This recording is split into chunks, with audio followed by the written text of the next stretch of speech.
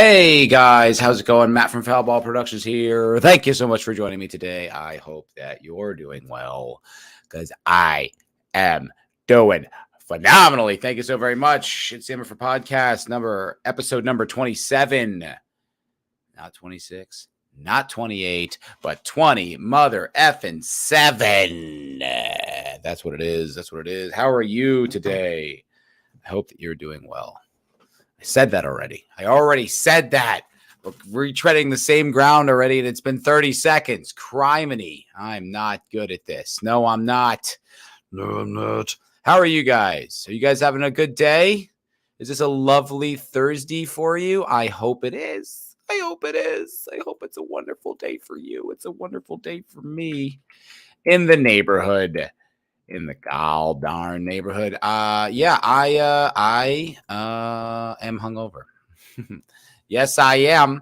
Yes, I am. I was at Joe Rogan's club last night, the comedy mothership in downtown Austin, Texas, on 6th Street, Dirty Six, as it is colloquially known. It was a good time. It was a great show. I wasn't performing. I know. Someday, guys, someday. You got to have dreams. You got to have dreams. And that's mine. Mine is to one day go to the comedy mothership and bomb my balls off. No, I'm just kidding. No, I went there to see with a friend of mine, Irish friend, Irish lad. It was a crack. That's something the Irish guys say. You ever heard that one? This was a crack. The first time he said that to me, he goes, "What's the crack?" And I'm like, I don't know what you're asking me. Like, what's cracking? Is that what you're saying? I don't know. What is this crack you speak of, sir? I didn't know. Apparently it's an Irish term about like a good time or what's positive in your life. I was still kind of, whenever he says it, I have to like process. Yeah. Anyway, his sister was in town. So we went to the comedy mothership, got tickets to the Little Boy. There's 2 rooms, Fat Man and Little Boy, references to the 2 nuclear bombs we dropped on Japan. Very insensitive of Mr. Rogan. I don't appreciate that kind of comedy. Okay. People died. It wasn't funny. Actually, it probably wasn't. But regardless, that's what he calls the 2 rooms. And the Fat Man is like where the headliners go. Like they had Joe Rogan and Friends is whomever. And then Little Boy are different rooms. I went to Little Boy and saw a few local comics. Like one of the guys who like opens up the show, like works the door, is awesome. He's hilarious. And then a few other comics. But the highlight, the standout, the big star was none other than Ron White. Got to watch Ron White do about 15 minutes. Killed.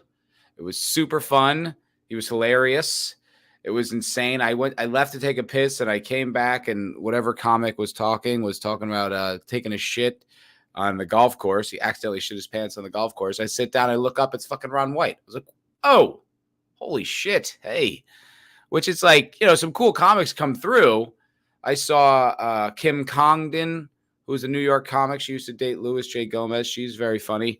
I saw Brian Simpson, who's a great comic. Black dude, lives in Austin. Really funny dude. But you don't quite expect to see a legend in that little room. And I got to see a legend. So it was pretty sick. It was pretty cool. It was a good time. It was a good time at the comedy mothership. But I got loaded. Yes, I did. We went to the show. And then we went to a few bars in town, closed down those bars. I Ubered home. It was, fun time, but I'm feeling it. I'm feeling it today. And, but I missed you guys. I missed you. I wanted to say hello and see what you were up to and talk.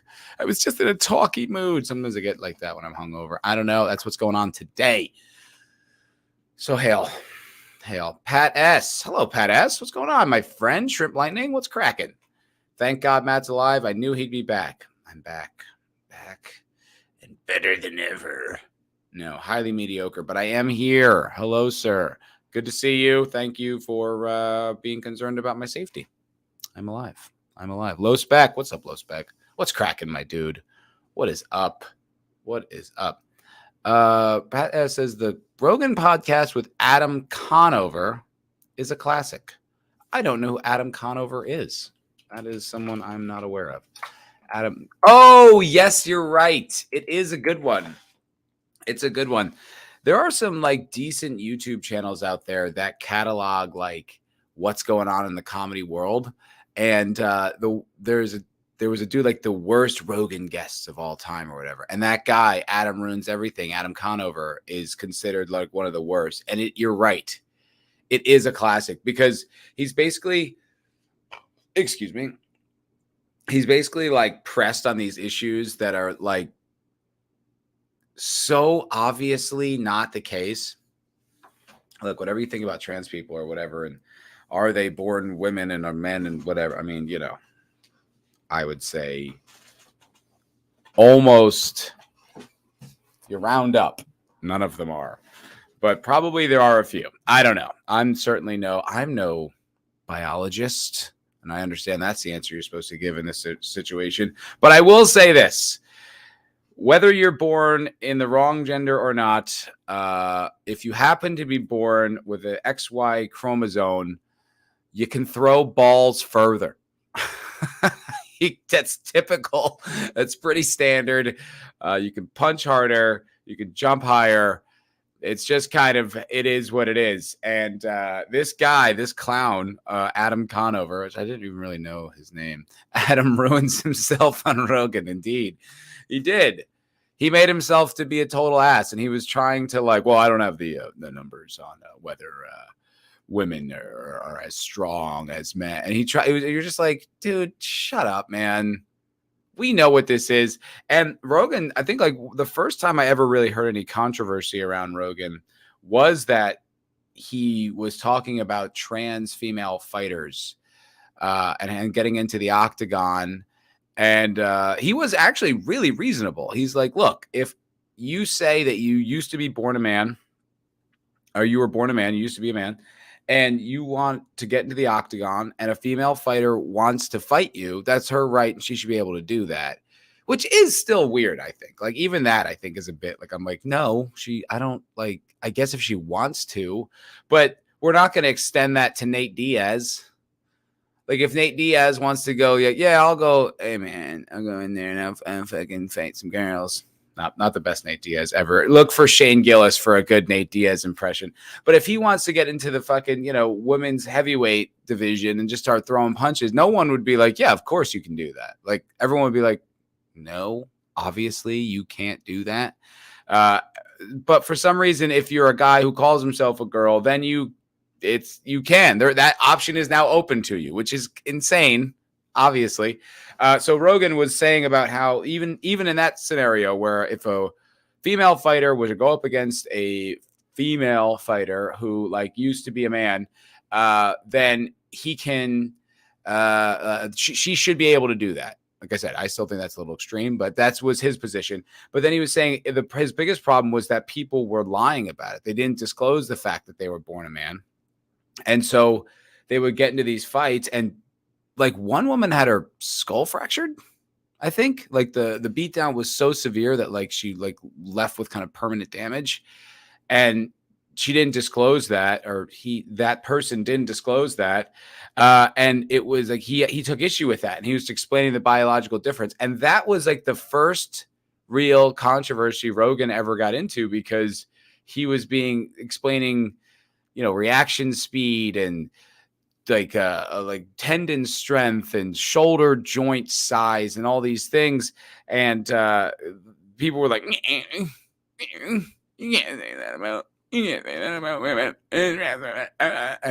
he handled it really well.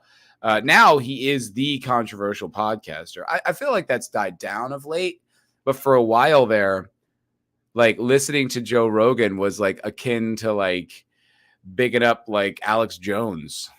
It was like, whoa, you listen to that? That's, oh boy. People would label you, like the way they want to label like everyone who's like a Republican. They would do that with like, if you listen to the Joe Rogan podcast, like, oh yeah, you fucking idiot. And in fact, even last night, I was talking to somebody who had like a strong opinion about the Joe Rogan podcast, and just kind of like, I forgot where he went with it. It wasn't a great point. It wasn't even all that memorable, but still there's this stigma around Rogan. I'm like, have you ever listened to his show? Ever? Have you ever listened to one episode? First of all, even when he's talking about controversial subjects, he's extraordinarily reasonable. I just gave you an incredibly reasonable argument that he made that I think I don't even agree with. And that this is the most controversial guy. But like most of the times he's just talking about like DMT. There's like that meme. It's like, oh, cool. Have you ever done DMT? You ever eat elk meat? Like that's his thing. He likes to bow hunt and fight and make jokes. It's pretty harmless stuff.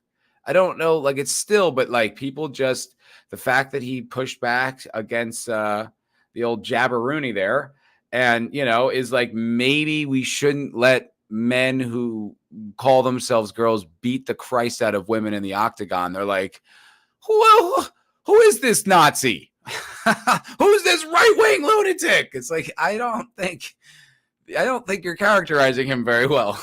I don't agree with your description of his point of view, but he is viewed that way for some reason. Still to this day, is this kind of like meathead, like true, like North Star for every toxic male with horrible opinions and Republicans and it's so goddamn juvenile. I don't like it because I don't really care what people's opinions on things are. Like I will discuss kind of anything with anybody about like their opinions. Like I genuinely do. I usually like I've talked to like genuine like white supremacists with like red laces in their Doc Marten type guys. And I'm just curious about their mind. I'm not like empathizing. I'm not like, yeah, totally. We should get rid of him. You're right. My brain doesn't work like that. But I'm genuinely curious, and I will talk to anybody about anything. What bothers me, though, is when people have opinions about things they haven't experienced. You've never listened to that show. You don't know. You just know that the news outlets that you go to for information tell you not to like it. Now, I will say I've probably been guilty of that myself. The Barbie movie is a great example. I don't see him here in the chat, which does break my heart because I don't get to see that little criminal. But Sentient Dildo says he loves the Barbie movie. I think everyone in I guess you would refer to as the fellowship, the nerd sphere, the fan sphere, whatever, nerdrotic, geeks and gamers, Shad, critical drinker, all those fellas. They hate it universally. I think that's my general impression. Drinker's video is very scathing. Shad video is very scathing. But he fucking Dildo loves the movie. And I think that's interesting because I didn't see it. But I definitely defaulted to the opinion that it's probably, left-wing commie girl boss horse shit, right? Hello, Lord Thoth. Good to see you, my friend. Peace out. I hope Canada is lovely and you are taking down all those dirty criminals. Keely Chow was cracking. Good to see you. Good to see you, Keely Chow. And Static 2020. Hello, boys. Hello, lads. Where was I? I don't know. I'm going to take a sip of my smoothie and hopefully remember. Oh, that's good smoothie. That's good smoothie. I made this on a Ninja blender that my girlfriend gave me. If you're buying a blender, I endorse the Ninja. It fucking rules. Opinions, different people's perspective. Oh, right. Yes, Barbie. But then I started to listen to these different opinions, like Chrissy Mayer. She's like, it's not that big of a deal. It's not that bad. And I would talk to these girls out in the wild who aren't like content critics and aren't like, culture warriors. And they're like, they loved it. They genuinely loved it. And I was like, there must be something more to this.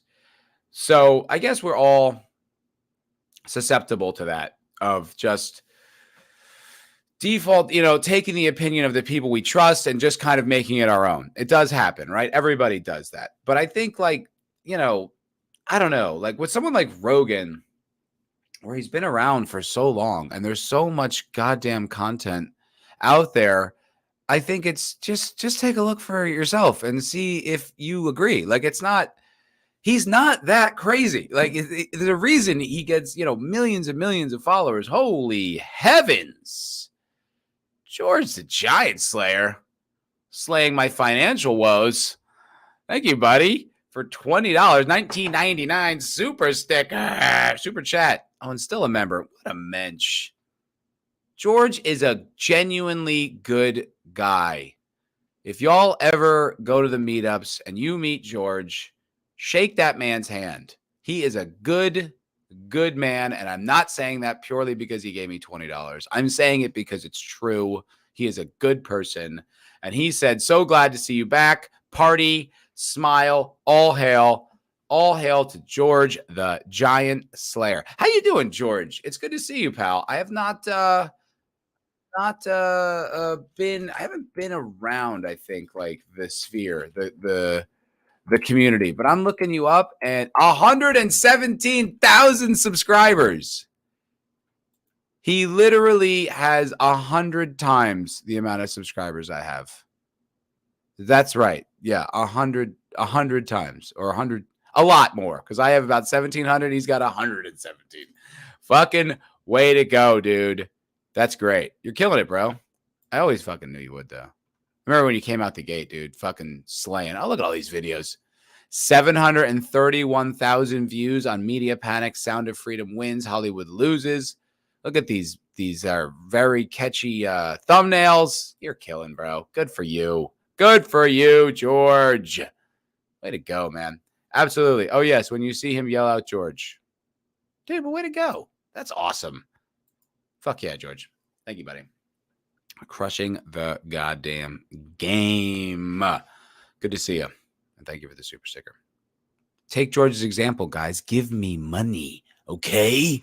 I need money. That's why I do this. You think I like it? You think I like any of you? I just do it for the super chats, guys. I do it for the super stickers. Just fucking around. I do it because it's fun. New chapter of The Expanse video game has come out. I haven't played the new chapter yet, but I'll tell you what. I thought the first chapter was pretty good. If y'all are fans of The Expanse and want a little bit more Expanse content, that Telltale game series, I'm telling you. It's interesting because it mostly was just kind of like interactive storytelling, right? Like there's literally just dialogue and, excuse me, you basically just click to get to the next dialogue screen. But it was pretty good. I liked it. And then there was like this great sequence where you go out into a vacuum, right? There's this destroyed ship that you're salvaging. You're playing as Kamina Drummer, and you're salvaging this ship, and you have to jump from like bulkhead to bulkhead and piece to piece to like collect information or like salvage or whatever. So that was probably the most like game-like part of it. But the rest of it just kind of felt like a short story set in the Expanse universe. And I think there's like 7 chapters, maybe 8 chapters, and they're dropping them like every few weeks. And the new one just came out. I haven't played it yet, but I'm gonna. Hail, Jake. What's up, my dude? Hail.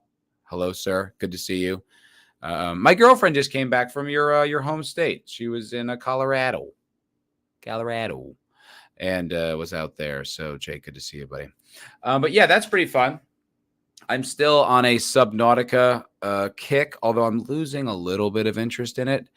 I don't know if you guys have ever played it. I love it, but I feel like I'm on the home stretch. Like I've played through so much. I mean, let me see how many hours I have in this game. It's a lot. I have 41 hours, and that's in just a couple weeks. It's not a lot, but I'm at the home stretch where basically I have to get like the final mineral in the lava lakes, but I'm having trouble. I'm bringing my submarine down there, and I keep getting attacked by big monsters. Although the submarine is much more durable than the sea moth. But yeah, no, I'm kind of losing interest in that, which is a good thing, I think, right? Do y'all ever get into those like game loops where it kind of consumes your life? I feel like that's been my life for a few months here. Dredge, Dave the Diver, Subnautica, they've consumed me. They're very satisfying. They check that box. They release that drip that I love. But then like you kind of come out of it like you were on a bender, like, oh no, what have I done? How long have I been on this? George the Giant Slayer asking, is the live stream coming back on Fridays? I miss the 8-hour streams. Oh, thanks, George. Sometimes. That's what I'll say. Sometimes. I can't commit to it because my new job doesn't really allow me to have Friday nights off all the time, but I get them more than once. So every once in a while, yes, I will, but it's going to be sporadic. I can't really plan on it. I'll try to give as much notice. Excuse me. I try to give as much notice as I can, but it's not something I can commit to.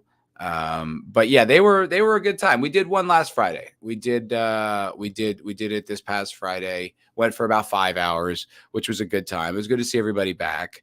It's a fun show. It's a fun thing to run. The thing about those long streams is they don't really build your channel at all. And they take a lot of time and a lot of energy. So it's not something that I can like really commit a lot of energy to, because it's like, there's only so much time in the day, only so many days in the week, and only so much energy I can commit to making this channel. And I've been a pretty lackluster YouTuber over the past few years. And I don't want to do that anymore. And I'd like to make content that actually gets views and gets new eyes on the channel.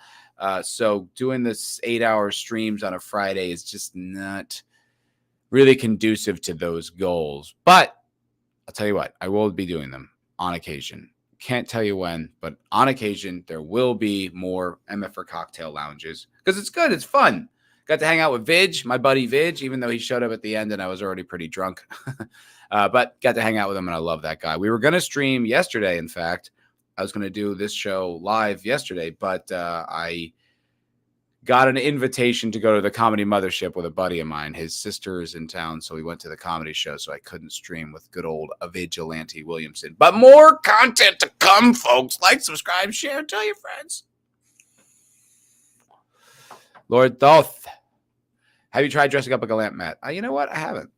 I might revise that character. It's one of those characters. They say there's a Hollywood story about Chandler, Matthew. What's his fucking name? Matthew Chandler? I don't know. I can't think of his name. The guy who played Chandler on Friends. Apparently that Chandler character was a character that he had kind of in his back pocket. Like he was just something he would do in auditions, which actually makes sense from like a practical point of view. You would go and you'd have like a set kind of perspective, and you would just bring that character to different auditions until it clicked. And I guess that worked with Chandler. But maybe that could be me with my lamp. I already have it in my back pocket. I've already crushed. You guys saw the video. I killed it as a lamp. Okay. Have you ever killed it as a lamp? I don't think so. Okay. No one does lamps like me. Lamps and ottomans, bro. I'm fucking diverse. All right. I got range, son. So maybe that'll be my angle. Static. Hell, would never turn down more cocktail lounge. Nice, dude. It's Matthew Perry. That's it, Thoth. Thank you very much, Matthew Perry. Yeah, I knew it was Matt something.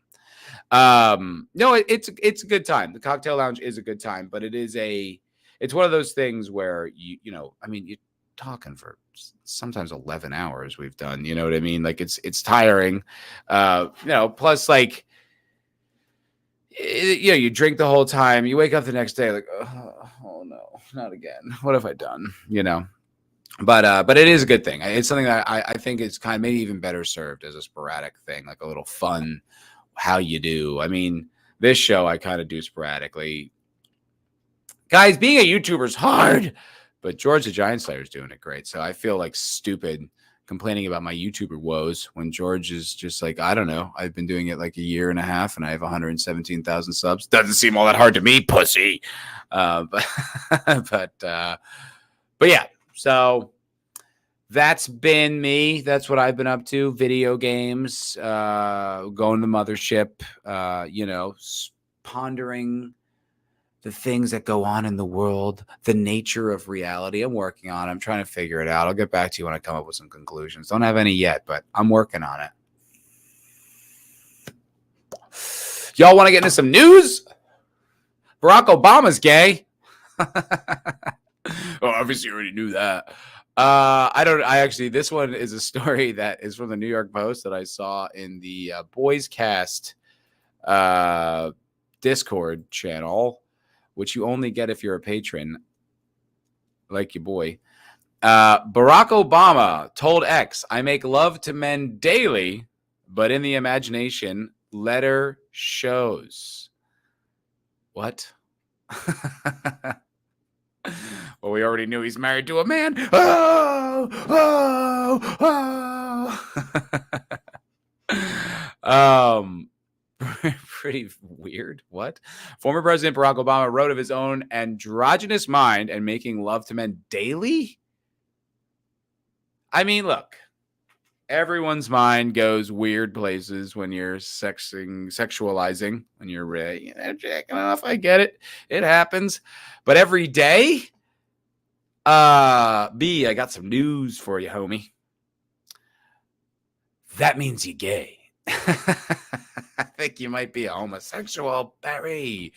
According to the redacted portion of a now notorious 1982 letter obtained by the Post, the more than 40-year-old letter to an ex-girlfriend.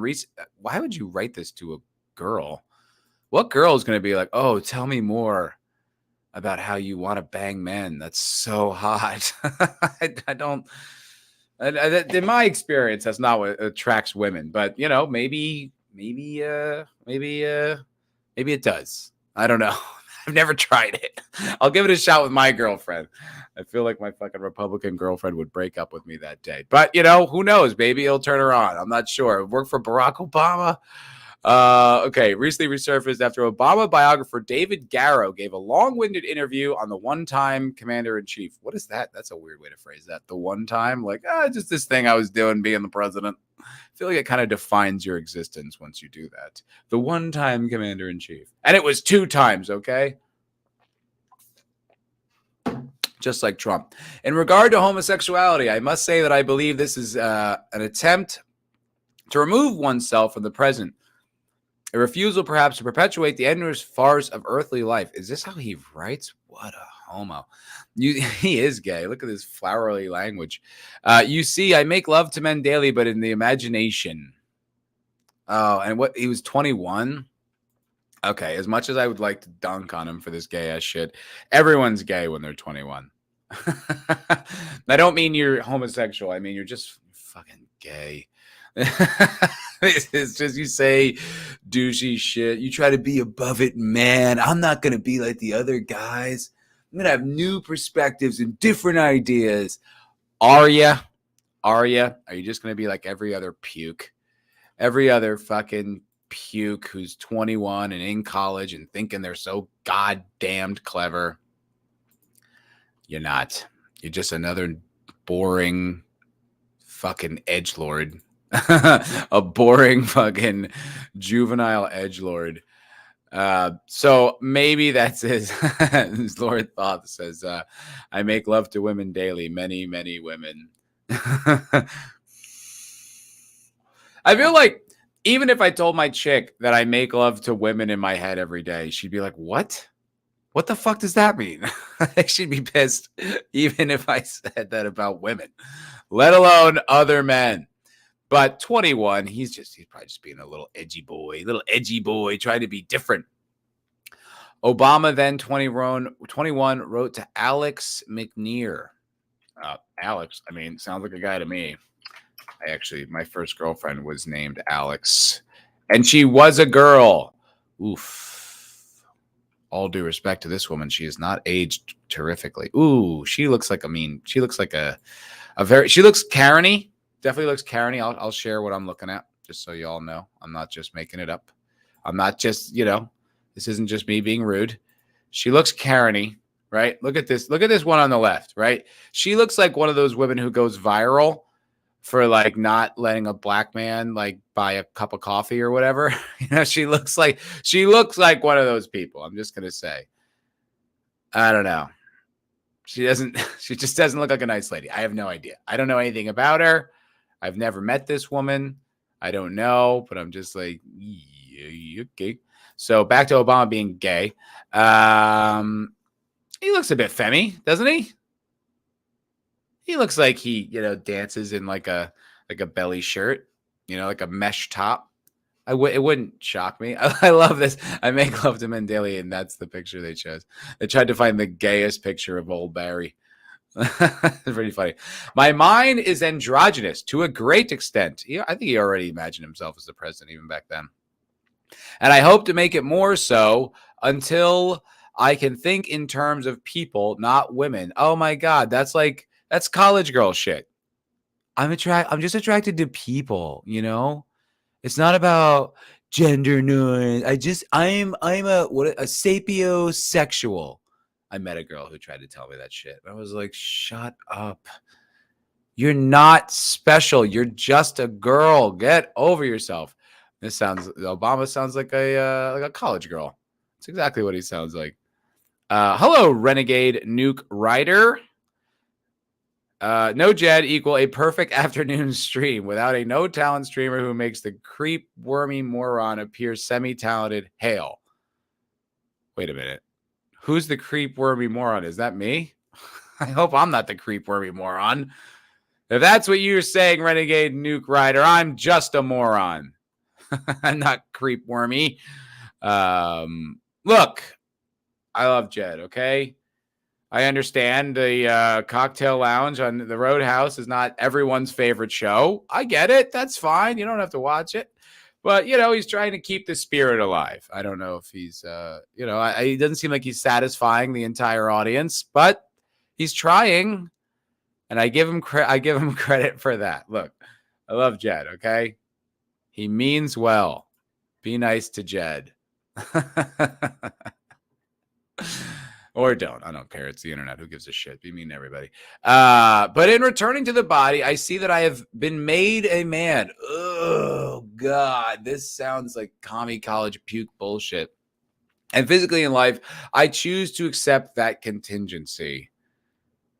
I don't even care if you suck dick. That is so gay to say that. I choose to accept that contingency. That's the gayest thing he's ever done. Even if he's had sex with men, that's gayer. McNear, who dated Obama during the year at Occidental College in Los Angeles, later redacted the salacious paragraphs. Why? Did it look bad? I imagine. Which Pulitzer Prize-winning historian Garrow hunted down and included in his tome Rising Star. The letter is currently owned by Emory University, which doesn't permit it to be photographed or removed. Why? That's so annoying. Okay, not removed, but not photographed? Who gives a shit? I want to say that his handwriting looks feminine, but it doesn't really look feminine. My handwriting is terrible. I do love the joke that he married a man. I think it's funny. I don't think it's true, but I do think it's hilarious. Keir provided the redacted portion of the letter to the Post. Obama, father of two, is married to his wife, Michelle. Wink. Michelle since 92. Garrow said there was nothing unusual about Obama's youthful musings, except that they suck. I'm a historian, not a psychologist, but I think it's public record news that is a vast majority of human beings have sexual fantasies, he said via an email. Okay, that is just flat out insincere.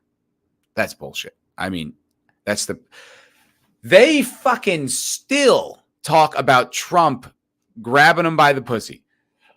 Still talk about that. Still bring it up. Still use it as an attack. Okay, so if you're telling me that the sexual fantasies or thoughts or whatever of a president are irrelevant, no, absolutely not, and you know that, especially if you're saying he's gay.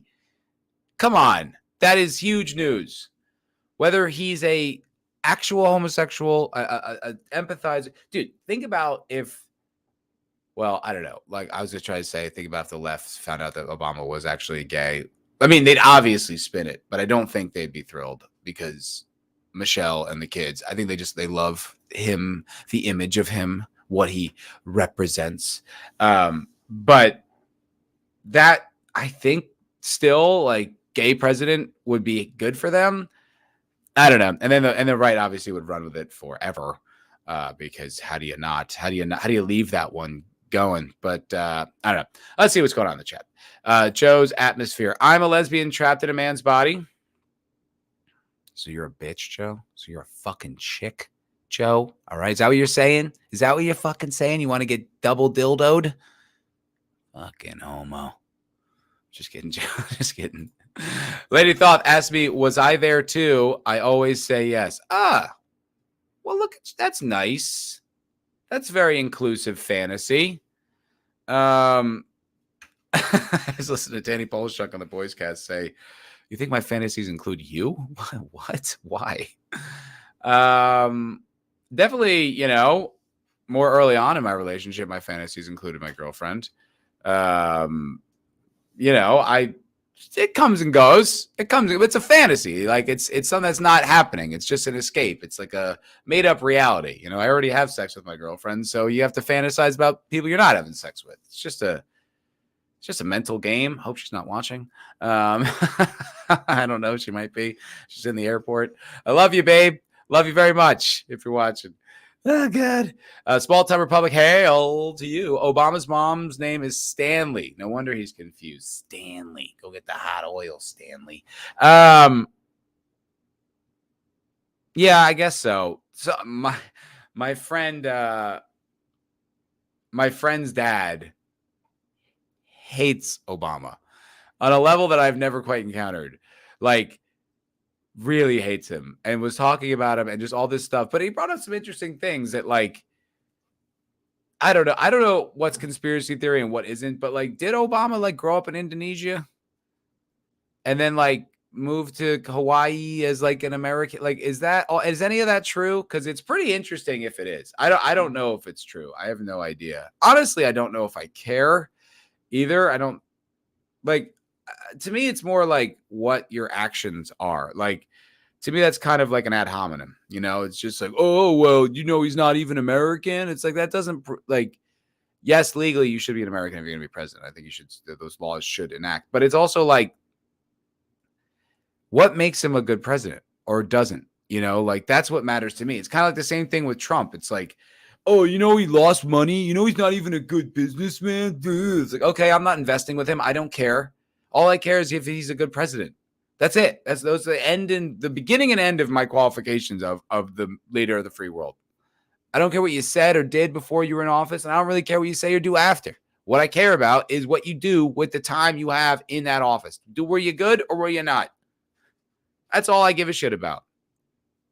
With that being said, I think Trump good, Obama bad. But regardless, I don't know. People, it's like, I see a lot of like people on the right doing the same shit that they hate the left doing and vice versa. And it's just like, guys, do we have principles or don't we? Right? If you don't like when they dig up all this shit about Obama or they blow things out of proportion or every single thing he does is bad, is it right when we do it then? You know, I get so bored with the Biden criticism. Like, first of all, what's so great about Biden is it's like, you don't even need to. Even the left's like, Jesus fucking Christ, can he stand up? Can he just stand up? And no, he barely can. He barely can. He's so like, you know, they talk about like Mitch McConnell being old and Dianne Feinstein, and that's true. But like, I don't even think I think Biden's like, there's an over-under on whether he'll survive this term, let alone a second, you know? And I think everyone kind of sees that and knows that, which is hilarious. So it's like almost, I don't know, man, if you're on the right, I think it's just, not to say high road it, but bro, like, he dunks on himself, man. He dunks on himself way more than you can, way more effectively. Anyway, renegade nuke rider. You're sick. Oh, thanks, man. I mean, I'm doing better. Plan on streaming tomorrow. Please say yes, because I can't handle another episode of the Chinese bootleg knockoff featuring the YouTuber with the micro dick.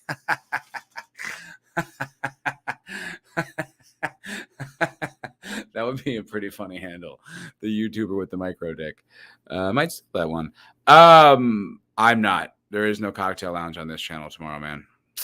Sorry.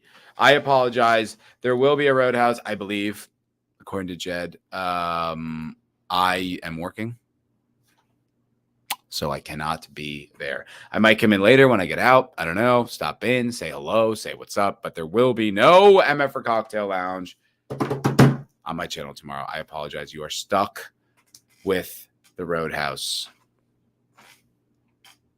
or the other endless entertainment options we are all provided nowadays. So I don't know. Lord Thought. To be honest, a lot of men are pussies too. So he could grab them by the pussy. That's a good point. That's a good point. He could grab Don Lemon. Just trying to think of the first left-wing news guy that came into my head. I don't know. Like, what I just think it's almost like more effective to not take the easy shots at those guys. Because like the thing is, everybody sees it already, so if you take like the easy shot, it almost kind of lowers you. It's like if you go right for it every single time, I think you look kind of weak, and it sort of invalidates your credibility, at least to me, and I think to other people as well. I'm not saying don't take shots. I just say pick them, just don't take every single one. It's too easy, and it's so boring. Like, I don't know what's going on with the Maui situation, right? But all I saw was Biden's not giving any money to Maui. Biden's not giving any money to Maui. I like, that might be true. I don't know, but like, that feels very politically motivated. Like, whether or not he's doing it or he's gonna do it. Like, I know the no comment thing looked bad. I'm not defending Biden, but I'm just saying, like, guys, this is what we couldn't stand about the left doing to Trump. Any single thing that happened. Oh, he doesn't care about this. He doesn't care about that. He fucking blah, blah, blah. So it's just like all you're ever going to do is rag on him for every single thing and every drop of the hat. To me, it just kind of like, it's like just becomes noise. It just becomes static. Like, it's just, I don't know. Like, to me, that's just like tribal warfare, like everything my guy does is good and everything their guy does is bad, no matter what, without exceptions. Like, all right, well, then why do I ever want to inquire about what you think about anything? Because I already know, right? You just told me every single thing you think for the next 30 years. A Republican good, Democrat bad, or vice versa. It's so fucking boring. It's like, all right, man, cool. Really fascinating point of view. Thank you so much for sharing. Ruby Doobie, new member. Ruben, you come on my fucking channel and you don't even pay the privilege to be my member? How dare you? I'm going to put my member in your mouth. Fucking around. Hello, sir. Hello, sir. Man of war. Always call me out on this. I stand by it, and I will weather the criticism. Attaboy, Matt, like I've been telling you, that fence ain't got to write itself. Somebody's got to do it. That fence will sit there unwritten if I don't come and write it, okay? Just call me Kim Kardashian because I ride that shit. Oh, it's not fence riding. It's avoiding being a douche. It's avoiding being predictable, because being predictable is fucking boring and uninteresting. Okay. I heard Kurt Metzger one time talk about like his process with comedy.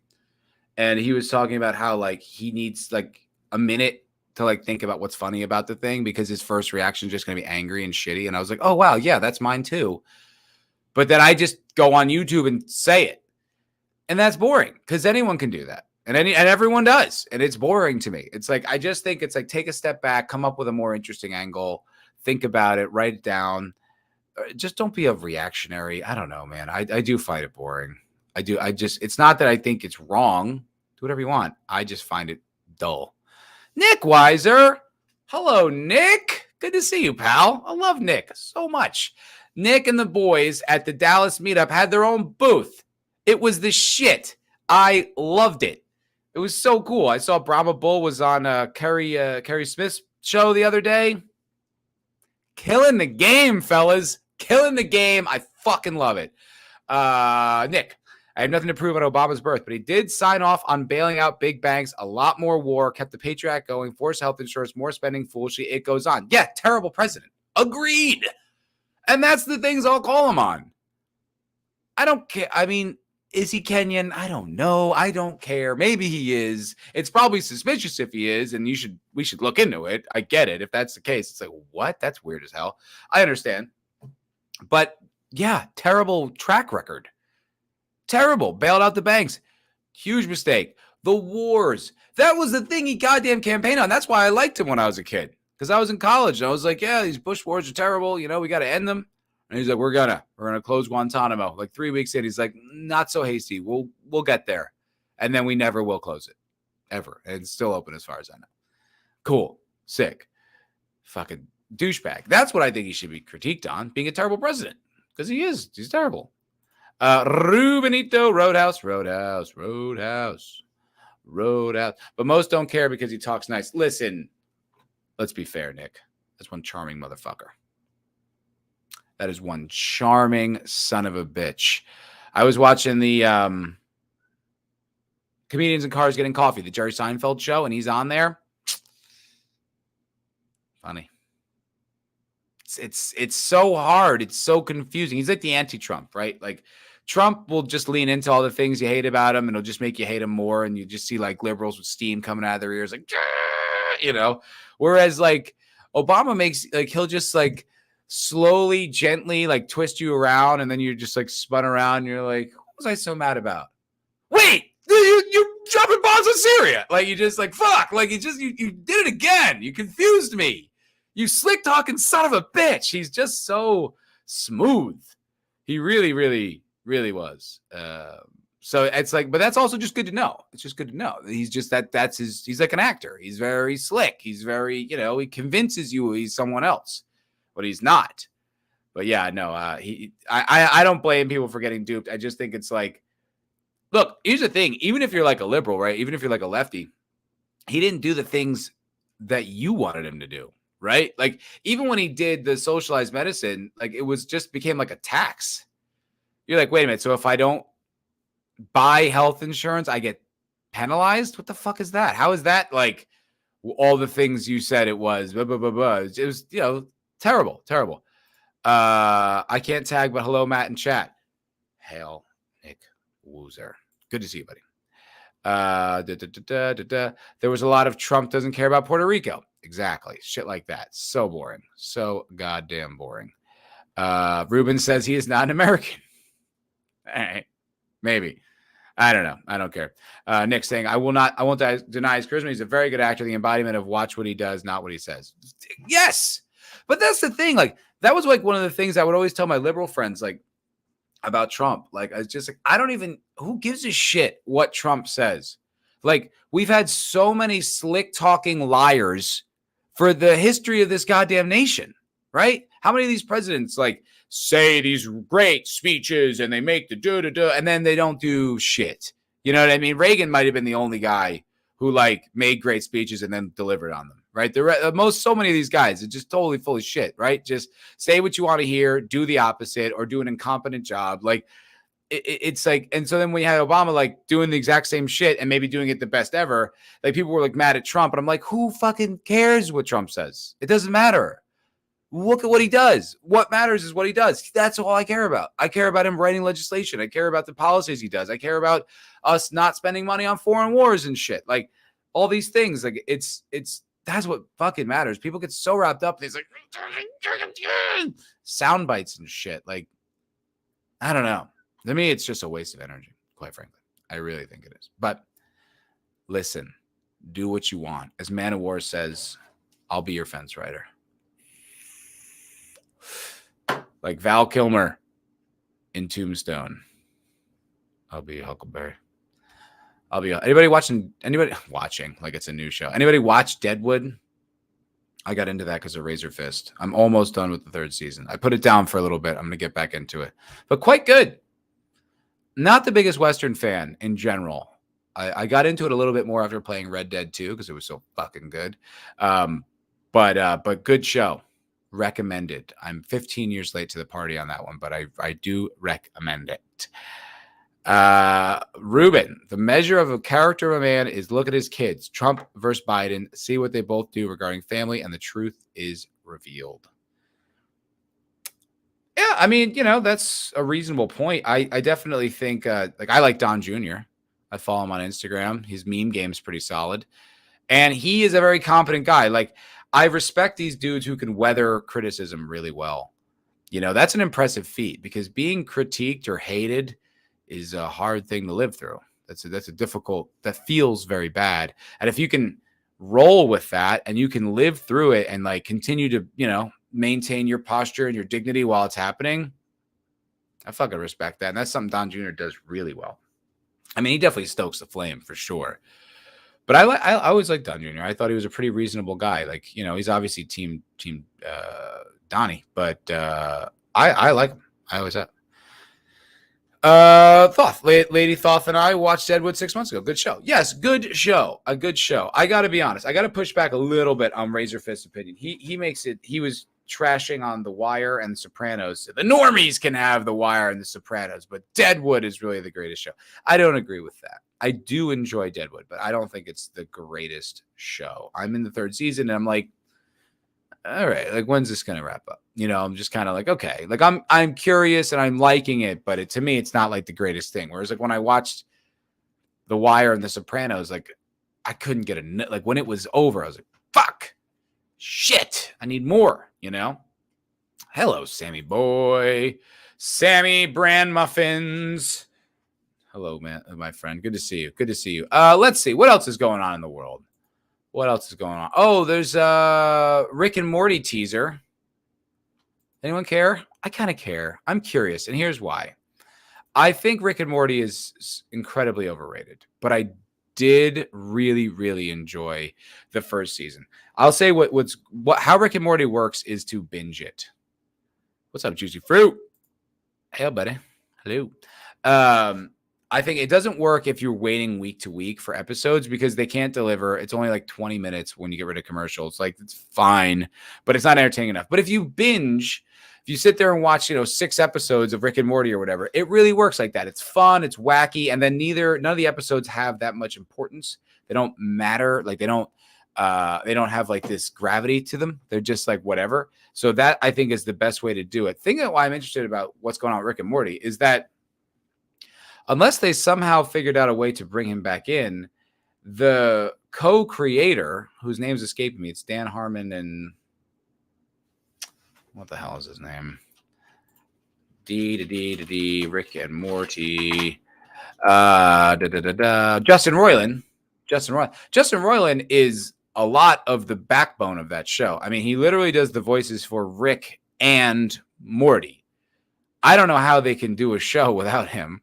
And also, like, his writing style, like the wacky comedy and stuff that he does. I mean, that's all him. So I don't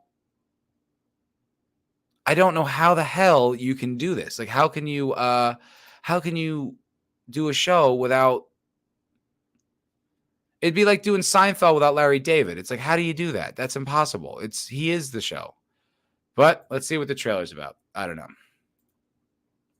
Oh, there's an ad. The City Custom Cash Cards automatic. I love living in an ad-free world. And I do. I pay for YouTube Premium, which if you're not paying for YouTube Premium, man, what are you doing? I cannot recommend paying for YouTube Premium enough. I pay for it yearly. I buy it $130 or whatever it is. I watch so much YouTube and I'll never, ever see an ad unless it's like a podcaster reading his own ads. And it's the best. It's the greatest thing. The other thing I have Sirius XM, and that, like, there are ads on that, but I never listen live because, like, Jim and Sam is the only show I really listen to, and that goes on at like 8 a.m. Eastern, so it's 7 a.m. here. I'm not awake that early. I work at night. I'm not up that early, so I watch that without ads. And then any streaming service, I always go ad free. Living ad free is the best. I can't do it. I used to think, there's 2 ads on this fucking video. Are you serious? Are you serious? I got to watch Rashida Jones getting massaged. Why? Anyone playing Baldur's Gate? I think that's my next game. I think I'm playing Baldur's Gate 3. All I hear is how fucking good it is. I want to play it. I don't care if they're fucking bears or whatever they're doing. I want to play. I want to play Baldur's Gate. All right, here we go. Rick and Morty. Wait, where's it? Why is there no volume? Oh, for crying out loud. Oh, for heaven's sake. It's 1 minute and 30 seconds. That's a long one. The world is a vampire. I'm going to get struck for this fucking song. Great.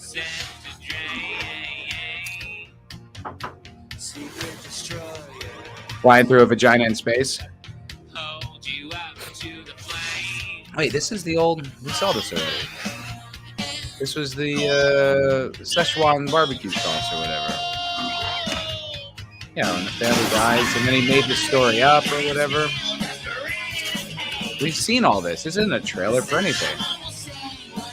This is just footage from the last show we saw. This is all just clips from previous seasons. This isn't a trailer for anything. This isn't a trailer. This is a clip show. And they're just playing Smashing Pumpkins over it. I've seen every one of these clips. Nothing here is new. Right? I don't understand. How is this a trailer? That wasn't a trailer. That was horseshit. What a lie. What an absolute lie that was. This whole article is like the new trailer for Rick and Morty, and it looks incredible. It's like, dude, a fan could have made that. That was literally just clips from the previous seasons. None of that was new. How are we gonna? What the fuck, dude? I think they're screwed. I don't think they have anything because you don't have fucking Justin Roiland. He's not allowed to work there anymore, right? Like last I heard, even though he became he got cleared of all that shit, which I'm always suspicious of whenever a guy anywhere gets criticized with something with a girl, I'm always like, wait and see, man. I never jump on it ever. Because it's like there's so many girls out there who just lie, and it doesn't matter what you say when you're being accused of it. You could have evidence you didn't do it, and it doesn't matter. The fact is she said it, and you have to wait until you're properly cleared. But by then, usually the damage is done. And so that's, and he's still gone as far as I can tell. As far as I can tell, Justin Roiland's still not a part of the show. So what are they going to do? How are you gonna make a show without this guy? And I don't think they know, because there wasn't one ounce of dialogue in that like you'd hear Rick talking or Morty talking. And also, where the fuck is Morty? No Morty in that trailer at all. It's just Rick now. I don't know. Hello, Papa Cotton. Good to see you, my friend. And I agree with you, Small Time. The clip did not match up with the song at all. That sucked. Man of War, you can keep Baldur's Gate. I will not contribute to the continued IP homicide by Weasels of the Cuck has broken. Oh, and Larian and fuck Larian Studios while I'm at it. That's some passionate. Those are some strong words, my friend. I don't know. I mean, to me, the thing I think about D&D that doesn't matter really is that because it's not like a video game, you can play it however you want. So if they fuck it up, let them fuck it up. Just play the old ones or make your own. You can still use 5e fucking, character creation sheet. You don't need to use the new shit. So if they want to make terrible new shit, fucking let them make terrible new shit. Who cares? There's no races anymore. Ugh. All right. Fucking homos. Whatever. Fine. But I don't know. The Baldur's Gate, it looks good. Here's the thing. I'm a big RPG fan. I love a good RPG. I haven't played 1 second of Baldur's Gate. I haven't even watched any real gameplay. But what it seems like is it's a genuine RPG where you get to make choices and you can kind of play it open as you want, which is how they sold Cyberpunk. And it was not that at all. They just claimed it was. They lied. They lied right to our faces, guys. And we bought it. Oh, I did. I pre-ordered like a fool. But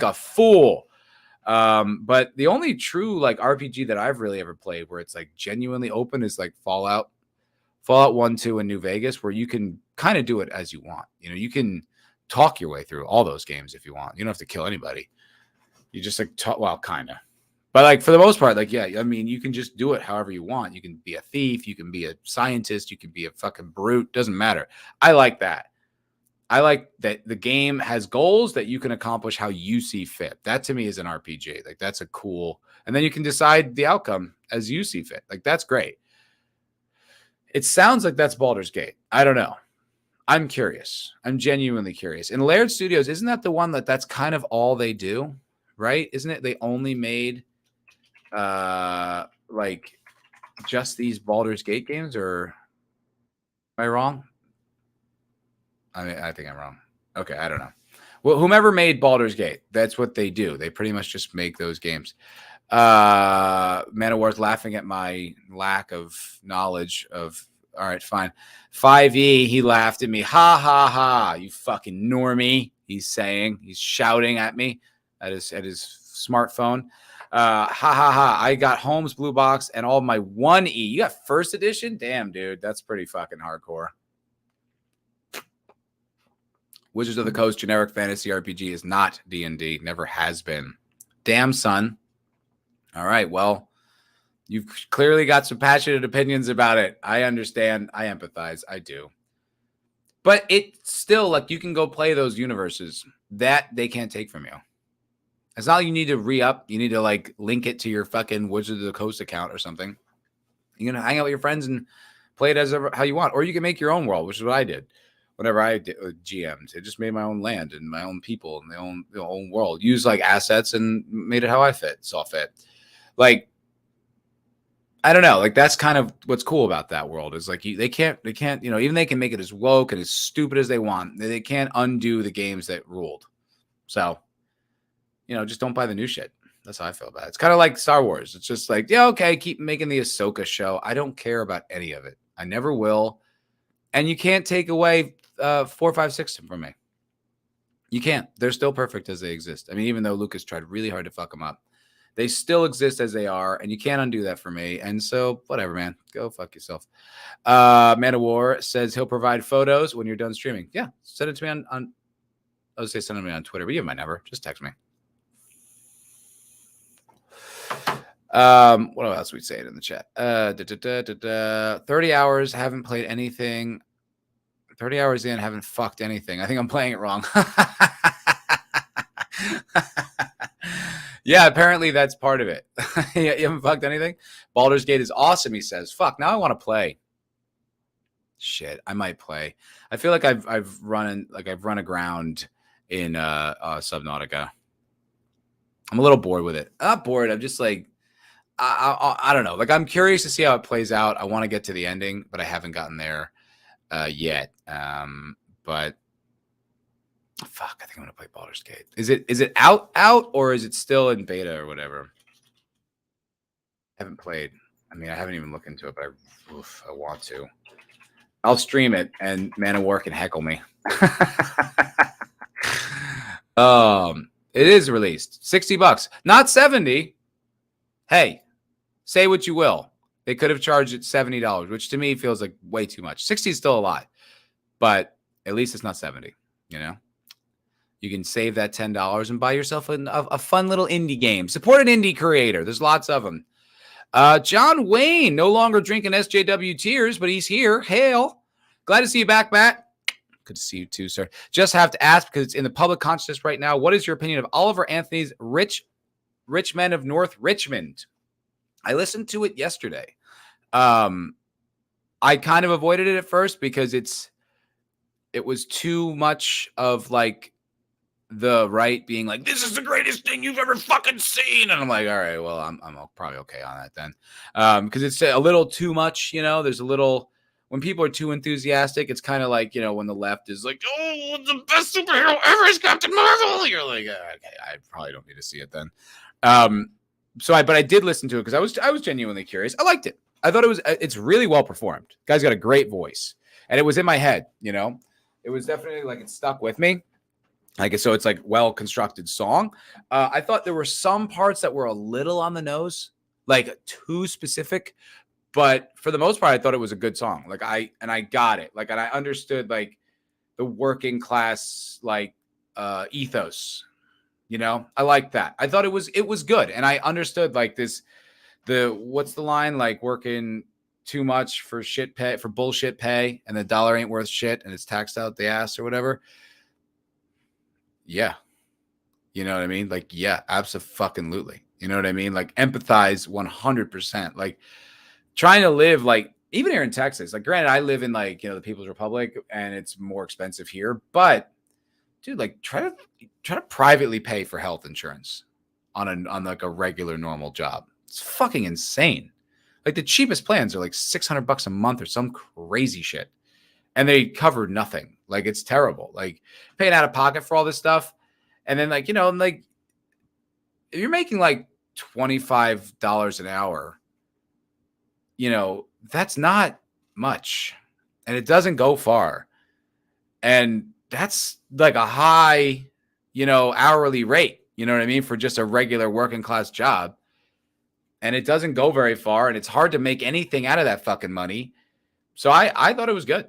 I thought I got it. You know, it's like I said, it's still a little too, we all love it so much. It's just like, okay, guys, like you basically, you know, I don't know. I kind of bristle out a little bit, but I thought it was a good song, and I like it. You know, I like that it encapsulates, you know, a perspective and feelings that are authentic. You know, I agree. Papa Cotton says political songs are cringe as fuck. For the most part, they are. This one I just thought I didn't cringe super hard at it. You know, I cringed more at the reaction where people are just like, you know, but there were some good memes. You know, it was just like Ginger's, they do have soul. They just saved it all up for one song or something like that. I was like, no, that's pretty funny. But like, Man of War says, opinions like that'll cost you your Film Actors Guild Award. Matt Damon. Fag.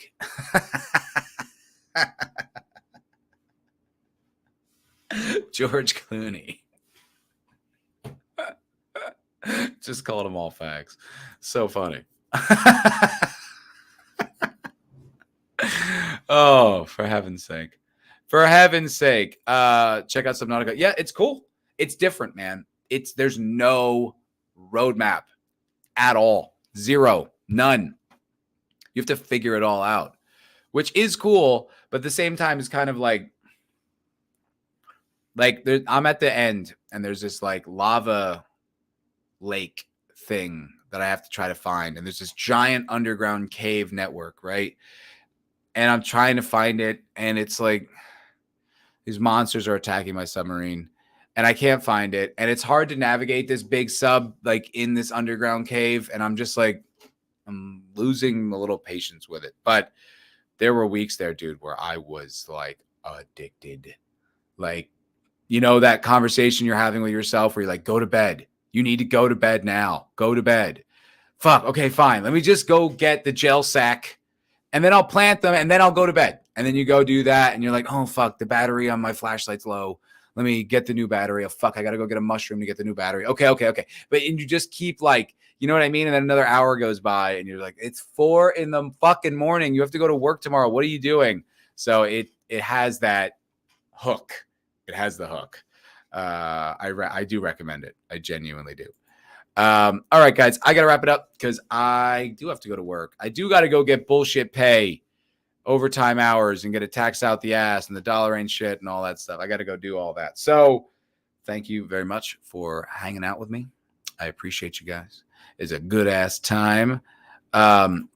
Static says don't play Baldur's Gate because it's got the same hook. Yeah, no, I think you're probably right. Maybe I'll turn it into content. Monetize my addiction. You know what I mean? Can't really hurt.